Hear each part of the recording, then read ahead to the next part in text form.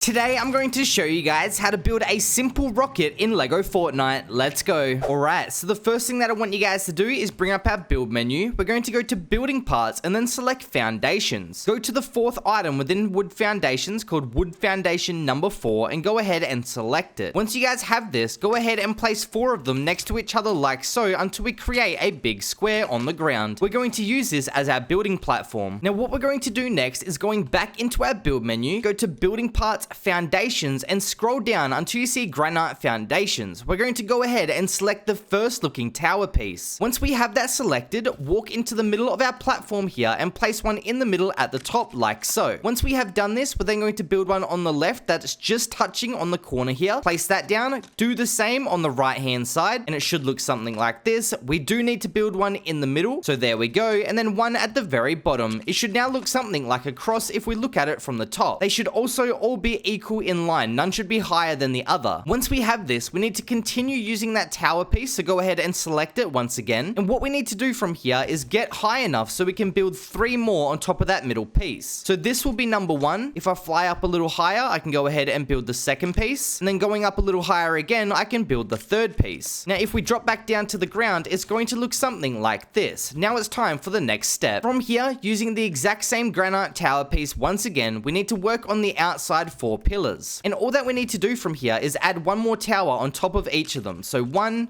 2, 3, and then this will be number 4. Once your build now looks like this, all that we need to do from here is remove that outer pillar on the ground. So this will be the first one.